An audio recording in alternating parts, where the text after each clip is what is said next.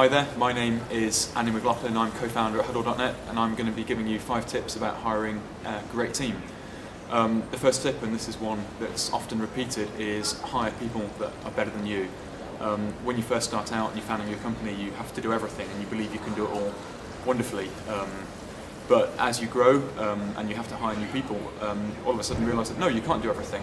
And I think if you're going to have a company that's going to be around for a long time, you want to hire fantastic people, and generally fantastic people are better than you. One of the things that Ali and I always thought we were good at was sales. You know, we knew how to go and talk to people and how to close a deal.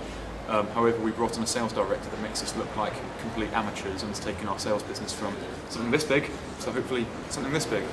So that's cool.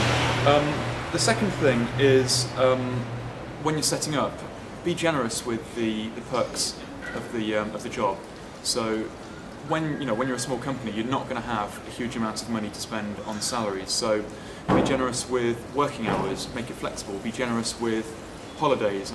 Give away a lot of holiday time.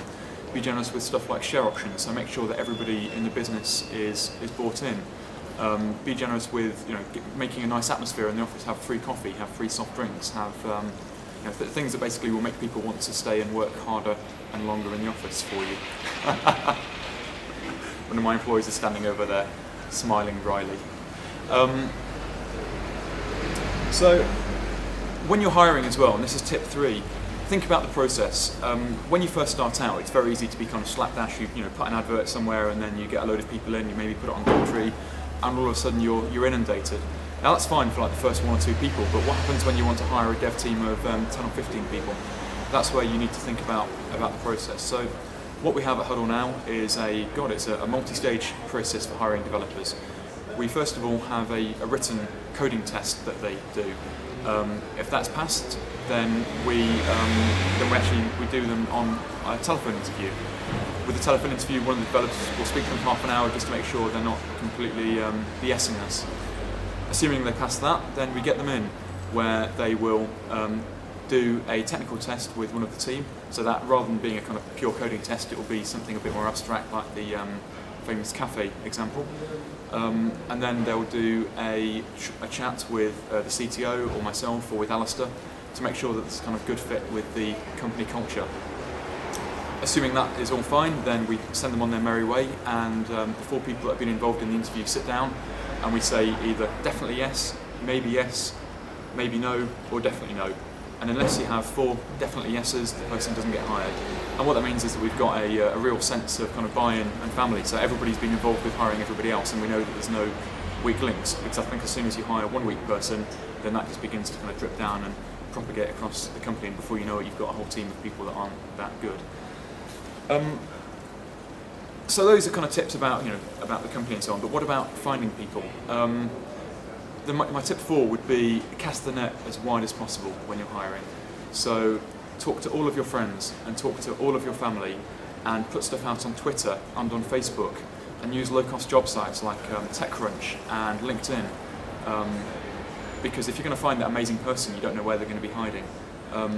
The last thing you really want to do when you're small is to use an agency, because they cost a bomb. But this way, you never know where that person will be. If you're lucky enough to be speaking at an event, make sure you bookend your talk by saying we're looking for amazing people and come and talk to me afterwards. We found our product manager. I was speaking at FOA. He saw the talk. He came and talked to me afterwards. Followed me on Twitter. About 2 weeks later, we posted a job ad saying we were looking for someone.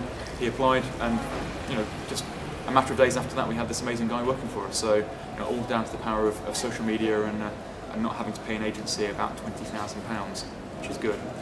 But it may get to the point where you've got some funding, you need to grow very, very quickly, and an agency is the only way that you can do it.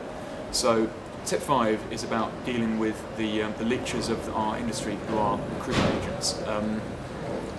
We have dealt with, most of them in London, and I'd say there's probably about 3 or 4 we actually like and who kind of really get what we're trying to do.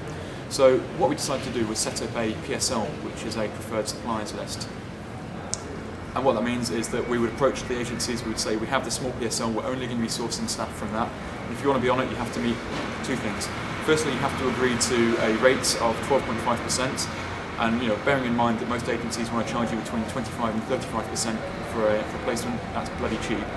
And secondly, when we put a job out, if you send us we're going to ask for 3 candidates. If the CVs you send us are either crap or not available straight away, you're off the PSL and we'll find people from elsewhere. And what that's meant is we've had really good, quite low cost, reliable people come from agencies. We still get agencies phone us up now. The last thing we want to do is talk to them, so we simply say we have a PSL, here are our terms, these are the conditions, send us an email, and if we like you then you're on, if not then you're not. And so hopefully with that advice and those other 4 tips, you'll be well on your way to hiring a great team.